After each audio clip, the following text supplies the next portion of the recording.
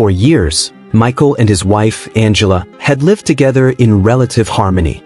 Their neighbors often remarked on how well they got along, how laughter could be heard from their home on quiet evenings. They weren't wealthy, but they were content. Michael worked as a junior engineer in the city, while Angela sold handmade crafts at the local market. But peace is a fragile thing, and sometimes the smallest fracture can bring everything crashing down. Their arguments began innocently enough: forgotten chores, unpaid bills, long working hours. But gradually, their words became harsher, their tempers shorter. And then, one rainy night, everything changed. "I'm tired, Angela," Michael shouted, slamming his phone on the kitchen table. "Every night I come home to complaints and accusations. What more do you want from me?"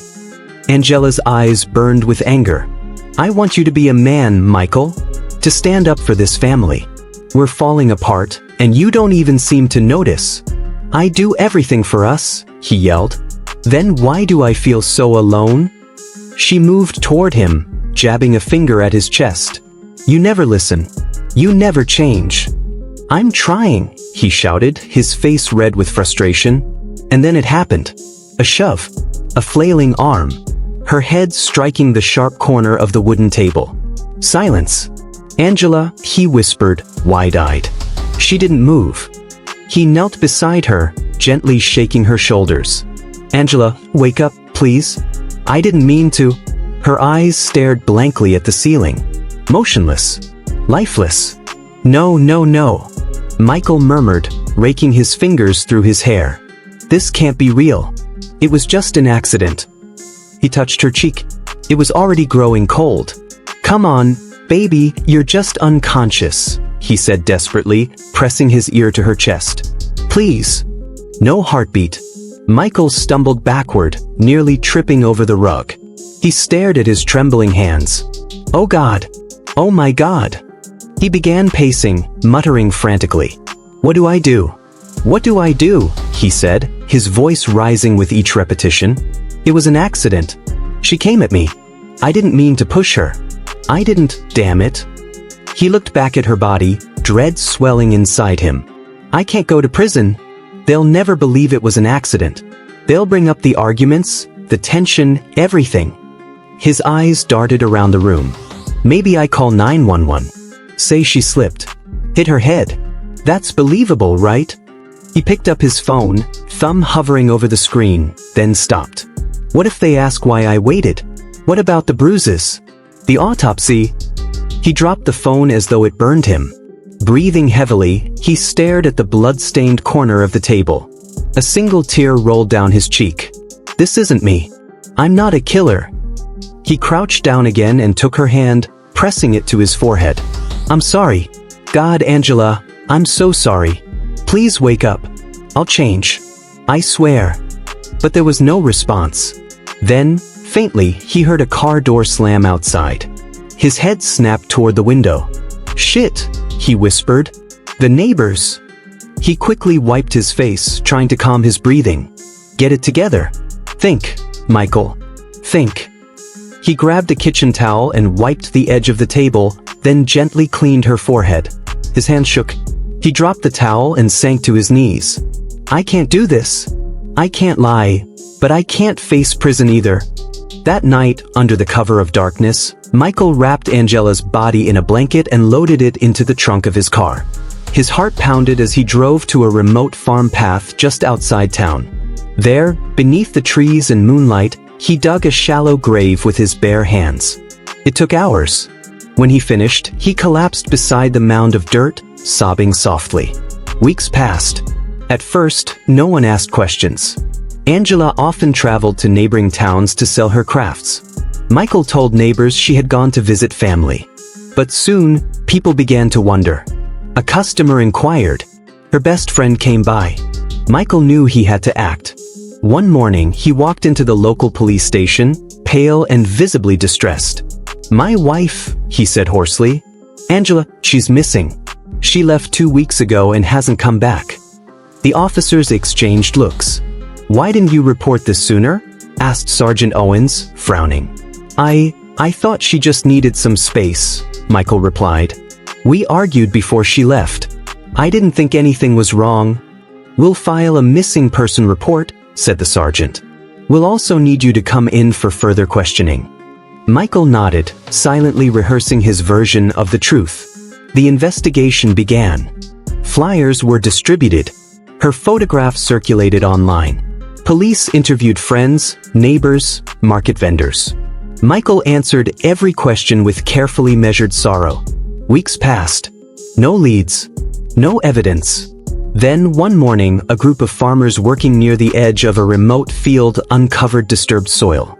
"What's this?" one murmured, using his hoe to dig. He uncovered a rotting piece of cloth. Then a bone. A human hand. Panic erupted. "God Almighty!" someone cried. "It's a body!" The police were called. Forensics confirmed the identity: Angela Monroe. Cause of death: blunt force trauma to the head. Sergeant Owens returned to Michael's home. "Mr. Monroe," Sergeant Owens said somberly, his voice low and deliberate. "We've found your wife." Michael blinked slowly, confusion flashing across his face. What do you mean you found her?" The sergeant exchanged a glance with the officer standing beside him before stepping further into the living room. His tone remained composed but firm. "She's deceased. Her body was discovered early this morning, buried near the edge of a farm trail, just outside the eastern part of town." Michael's hand shot out to grip the doorframe. His knees buckled. No, this can't be real," he whispered, breath hitching. "You must be wrong. Angela, she's not dead. She's just gone to clear her head. She always does that." "I'm sorry," Owens replied quietly, "but the body has been positively identified. It's her." Michael collapsed to the floor, his shoulders shaking with sobs. "No, please, no. Tell me this is a mistake, please." Owens remained silent for a moment, allowing the wave of grief, or what appeared to be grief, to crash over him. Then, gently, he knelt down to Michael's level. "I understand this is difficult, Michael, but I have to ask you a few questions." Michael wiped his eyes with a trembling hand, his voice cracking. I don't know what to say. I can't believe this is happening. You said before that Angela left home after an argument, correct?" Michael nodded slowly, eyes glassy. "Yes. We fought that night. Things got loud, and she said she needed time away. She packed a small bag and left." "What time did she leave?" "I think around 9, maybe closer to 10. "And you stayed home the rest of the night?" "Yes. I didn't follow her. I just sat here, staring at the door, hoping she'd come back." Owens studied him carefully, then continued. "Angela's phone records show no activity after that night. No outgoing calls, no texts, no attempts to contact her family or friends. Does that strike you as odd?" Michael hesitated, lips parting in confusion. I don't know.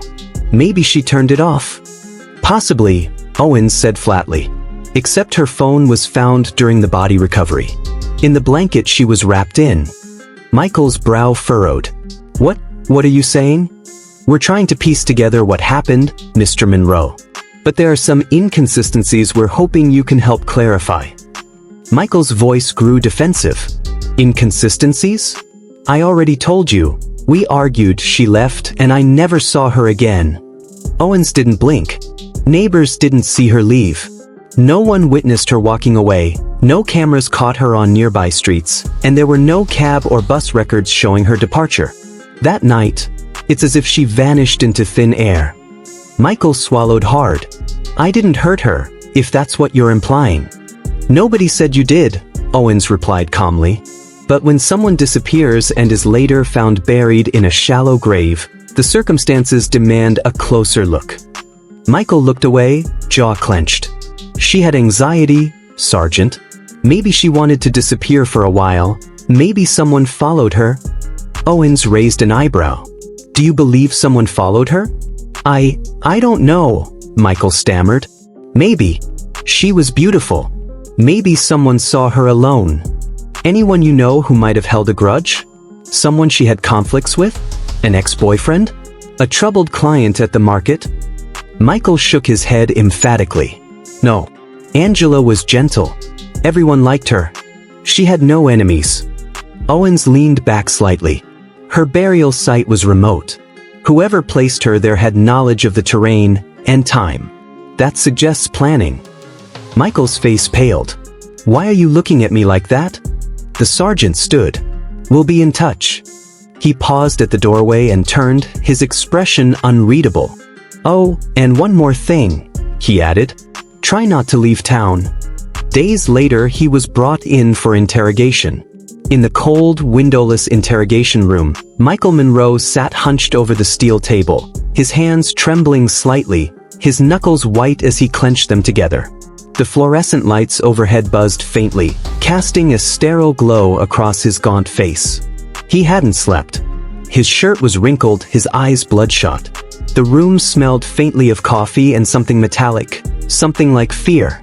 Sergeant Owens entered, followed closely by a younger officer carrying a folder thick with documents. Owens set the folder down, pulled up a chair, and sat across from Michael with a heavy sigh. His gaze was calm but firm, clinical. Mr. Monroe, he began, voice steady. Tell us again. Everything you remember from the night Angela disappeared. Michael looked up slowly. His lips parted, then closed again. Finally he spoke. We argued, he said quietly. She was upset. Said she needed space. She left. That's all. What time? Owens asked. Michael hesitated. Around 9. And you stayed home the rest of the night? Yes. Owens exchanged a look with the officer beside him, then reached into the folder. He pulled out a photo and slid it across the table.